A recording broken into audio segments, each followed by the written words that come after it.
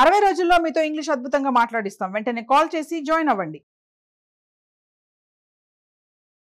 Welcome to Suman TV. నేను మీ Avatar Yadav.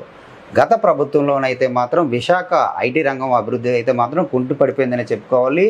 కూటమి ప్రభుత్వం వచ్చిన తర్వాత ఇప్పుడిప్పుడే ముందుకి అడుగులు పడుతున్నాయి.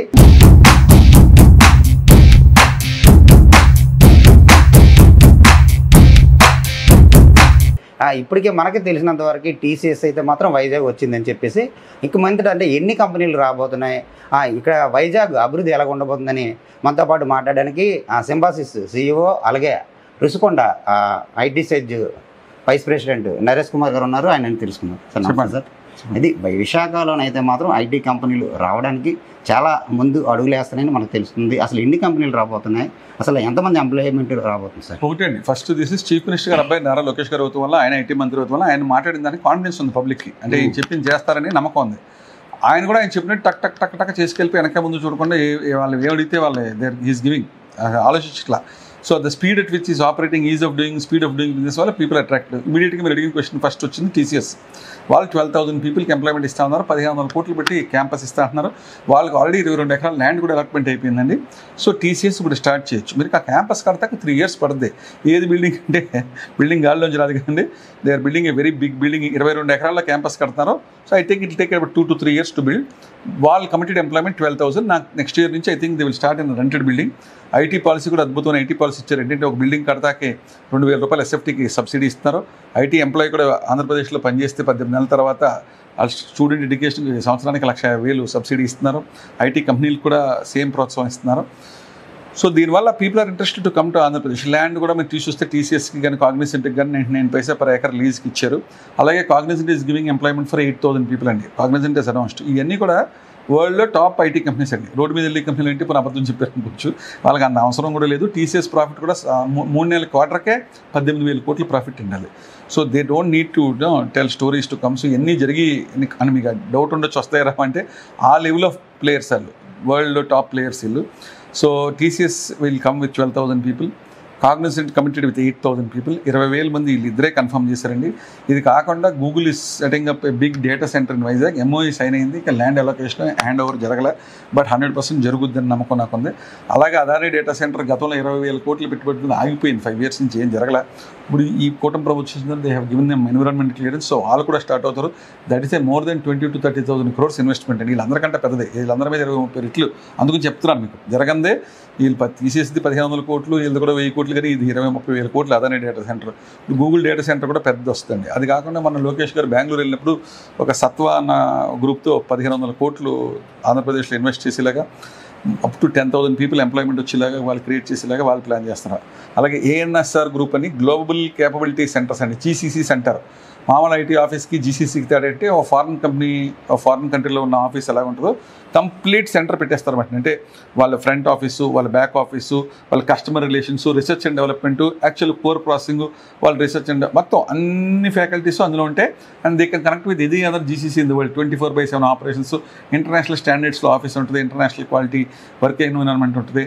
So and every function of the company will అంటే 360-degree view of the global capabilities. అలాగా హెల్త్ కేర్లో రావచ్చు, బ్యాంకింగ్లో రావచ్చు, రీసెర్చ్లో రావచ్చు, ఆర్టిఫిషియల్ ఇంటెలిజెన్స్ రావచ్చు. సో ANSR గ్రూప్ అనేది they are specializing in GCC అండి. వాళ్ళు ఇన్వెస్ట్ చేశారు. దాని పొటెన్షియల్ కూడా వాళ్ళు కూడా 30 acresలో they are going to build global development centres. అలాగే ఈ కొత్తగా వీళ్ళు వచ్చిన వీళ్ళు కాకుండా బ్యాక్ ఆఫ్ దిస్ అమరావతిలో చంద్రబాబు నాయుడు గారు క్వాంటమ్ వేలని 50 ఎకరాల్లో పెట్టి IBM వరల్డ్లో ఫాస్టెస్ట్ సూపర్ కంప్యూటర్ తీసుకొస్తున్నారు, క్వాంటమ్ కంప్యూటర్ అని. అది 156 qubit అండి. ఇంచుమించు ఆ కంప్యూటర్ కాస్టే 1,000 కోట్లు ఉంటుంది. అలాగే దాని టీసీఎస్ని సాఫ్ట్వేర్ మేనేజ్ చేయమని, L&Tనేమో బిల్డింగ్ కట్టమన్నారు. నెక్స్ట్ ఇయర్ కల్లా ఆపరేషన్ తీసుకోమన్నారు. సో హైదరాబాద్లోని, బెంగళూరులోని, ఇండియాలో లేనిది, సౌత్ ఈస్ట్ ఏషియాలో లేనిది అంత టెక్నాలజీ ఉన్న కంపెనీలు తీసుకొస్తున్నారు. అన్ని R&D కంపెనీలకి బాగా దోహదపడతాయండి. సో రీసెర్చ్ అండ్ డెవలప్మెంట్ ఉన్న కంపెనీస్ అన్నీ కూడా ఆ ప్రాంతానికి వచ్చి పూర్వకు మీరు చూసింది నథింగ్.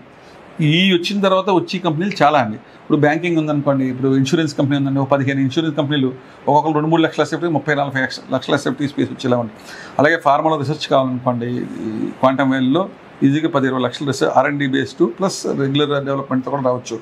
సో ఇప్పటికి నా ఉద్దేశంలో ఈ టేక్ ఆఫ్ అవుతాకి ఆన్ గ్రౌండ్ వస్తాకి మేబీ 2 years పట్టచ్చు.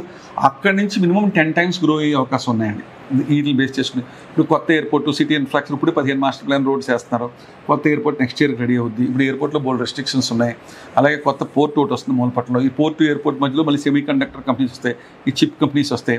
సో ఈ ఐటీ కంపెనీస్తో పాటు క్వాంటమ్ కంపెనీస్తో పాటు మీరు చూస్తే లాస్ట్ 1 yearలో కుటుంబ ప్రభుత్వం చూస్తే 9 లక్షల కోట్లు పెట్టుబడులు వచ్చాయండి. ఐటీ కాకుండా ఇతర రంగాల్లో. అంటే గత ప్రభుత్వ హయాంలో చాలా ఐటీ కంపెనీలు వెనక్కి వెళ్ళిపోయాయి. ఇప్పుడు చాలా బిల్డింగ్స్ ఖాళీగా ఉన్నాయి. స్టార్ట్అప్ కంపెనీలు ఏమైనా వస్తే ఇప్పుడు గత ప్రభుత్వంలో HSBC మీకు తెలుసు కదా, ఊరు సెంటర్లో HSBC వెళ్ళిపోయింది. IBM కూడా ఉండేదండి మన రిషికొండలో, వాళ్ళు కూడా వెళ్ళిపోయారు. చిన్న కంపెనీలు లోకేష్ గారు అప్పుడు రెంట్ ఫ్రీ స్కీమ్ కింద పెడితే ఒక 100 కంపెనీల దాకా వచ్చినాయండి. అవి 100 కంపెనీలకు చిన్న కంపెనీలు మొత్తడిపోయినాయి. స్టార్ట్అప్ విలేజ్లో 100 స్టార్ట్అప్స్ ఉంటే అవి కూడా మొత్తడిపోయినాయి. అదే మనం మాట్లాడుకోవడానికి ఇప్పుడు స్టార్ట్అప్ కంపెనీలు ఏమైనా వస్తే ఇప్పుడు మన ఐటీ సిటీలో ఖాళీగా బిల్డింగ్స్ ఉన్నాయి, వాళ్ళకి ఉన్న బలంగానే వాళ్ళు ప్రొడక్షన్ స్టార్ట్ చేసుకోవచ్చు. ఇప్పుడు మిలీనియం టవర్ అని గవర్నమెంట్ బిల్డింగ్ ఉందండి, 3 లక్షల స్క్వేర్ ఫీట్ ఖాళీగా రెడీగా ఉంది.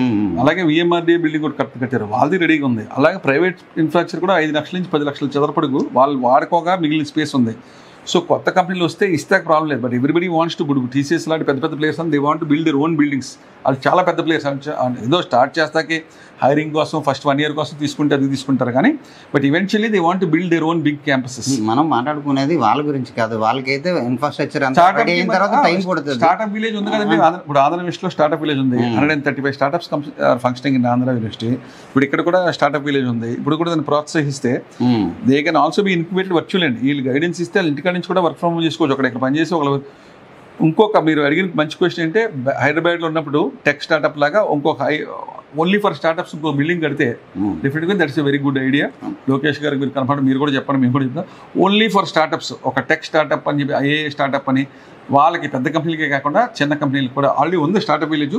దాన్ని ఎక్స్పాండ్ చేయగలనా, దాని పక్కన ఇంకొక స్టార్ట్అప్ ఇన్క్యుబేటర్ అని STPI ద్వారా కడితే ఎవరైతే మన విశాఖపట్నం చెప్పుడు 20 ఇంజనీరింగ్ కాలేజ్ ఉన్నారో వాళ్ళు ఉద్యోగాలు చేయలేకుండా వేరే వాళ్ళ దగ్గరికి వెళ్ళకుండా వాళ్ళు సొంత కంపెనీ పెట్టుకుంటే ప్రోత్సాహం ఇచ్చేలాగా ఫ్రీగా పవర్ ఇంటర్నెట్ స్పేస్ ఒక 1 year వరకు ఇస్తే డెఫినెట్గా that will be the next level of planning అండి. ప్రస్తుతానికైతే ఉన్నది స్టార్ట్అప్ విలేజ్ ఉంది, బట్ అది ఈజీగా ఫిల్ అయిపోవచ్చు. సో సరిపోదు. ప్లానింగ్లో సీఎం గారికి కానీ లోకేష్ గారికి స్టార్ట్అప్స్ ప్రమోట్ చేస్తాకే ఒక 4-5 లక్షల స్క్వేర్ ఫీట్తో ఒక స్టార్ట్అప్ విలేజ్ పెడితే ఆంధ్రప్రదేశ్ కాదు ఇండియాలో ఉన్న స్టార్ట్అప్స్ అన్ని వచ్చే అవకాశాలు కూడా ఉన్నాయి. అంటే నేను ఆఖరిగా చెప్పండి, ఈ కూటమి ప్రభుత్వం హయాంలో ఐటీ రంగం ముందుకు ఇంకా స్వరంగా పరిగెడుతుంది అంటారా? మీకు అందులో డౌట్ అక్కర్లేదండి. ఇప్పుడు వన్స్ ఇన్ఫోసిస్ స్టార్టెడ్ ఆపరేషన్స్, అప్పుడు పాతంలో జస్ట్ స్టార్ట్ చేశారు, ఇప్పుడు ఫుల్ అయిపోయింది క్యాంపస్. TCS కూడా పెడుతున్నారు, కాగ్నిజెంట్ పెడుతున్నారు, ANSR వస్తున్నారు, తత్వ వస్తున్నారు, గూగుల్ ఇస్తున్నారు. చంద్రబాబు నాయుడు గారు ఇంతకుముందు ఏమి లేనప్పుడే మైక్రోసాఫ్ట్, ఇప్పుడు గూగుల్ తీసుకొస్తున్నారు, మైక్రోసాఫ్ట్ తీసుకురాకుండా ఉంటారా? సో అలాంటి పెద్ద కంపెనీలు తీసుకొస్తారు. సో పూర్వకు మీరు చూసింది నేను అంటే ట్రైలర్ కూడా కాదండి.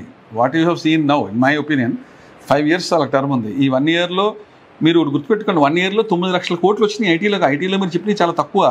నాన్ ఐటీలో 9 lakh crores వచ్చింది. 1,80,000 కోట్లు సెంట్రల్ గవర్నమెంట్ NTPC ద్వారా వచ్చింది. 1,30,000 కోట్లు పెట్టి అర్సర్మెటల్ నక్కపల్లి వచ్చింది. 1,00,000 కోట్లు పెట్టి BPCL రిఫైనరీ వచ్చింది. 3 లక్షల కోట్లు రెన్యూబుల్ ఎనర్జీ కూడా షార్టేజ్ లేకుండా wind energy, solar energy, pumped energy. So there is so much happening in Andhra Pradesh ఐటీలోనే. ఇంకా మీరు చెప్పిన ఇన్ని పేర్లు వచ్చినా కూడా it is just the beginning. ఒక ట్రైలర్ అనుకోండి, సినిమా ట్రైలర్ కూడా కాదు ఇది.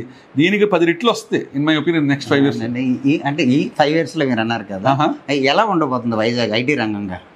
ఇప్పుడు ఐటీ రంగంగా డెఫినెట్గా ఈ క్యాంపస్ అన్ని రెడీ అవుతాక 3 years పడతాయండి.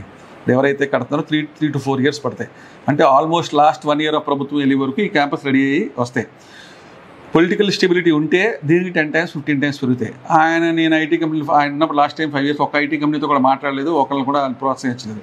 అటువంటి పరిస్థితి ఏమైనా వస్తే మటుకు దెన్ టేక్ ఆఫ్ కష్టం అవుతుంది. బట్ ఈ కరెంట్ మొమెంటంలో నా లెక్కలో ఈ గ్లోబల్ క్యాపబిలిటీ సెంటర్ వస్తే ఇప్పటికి మీరు చూసిన దాన్ని ట్రైలర్ కూడా కాదని నేను అంటున్నాను కదా, ఇది 10 to 20 to 30 times ఎదిగే అవకాశం డెఫినెట్గా ఉందండి. Okay, thank you sir. ఇది నరేష్ కుమార్ గారు చెప్తున్న పరిస్థితి. ఏదైతే విశాఖపట్నంలో అయితే మాత్రం ఐటీ రంగం అయితే అభివృద్ధి దిశగా ప్రయాణిస్తుంది. గత ప్రభుత్వం కన్నా ఈ ప్రభుత్వంలోనైతే మాత్రం ఐటీ రంగ అభివృద్ధికి అయితే మాత్రం చాలా స్కీములు తేవడం కూడా జరిగింది. ఇదే విధంగా కొనసాగితే అభివృద్ధి చాలా ముందుకు వెళ్తుందని చెప్పి ఆయన చెప్తున్న పరిస్థితి కనబడుతూ ఉంది. కెమెరా పర్సన్ రవితేజతో అవతార్ యాదవ్, సుమన్ టీవీ, విశాఖపట్నం.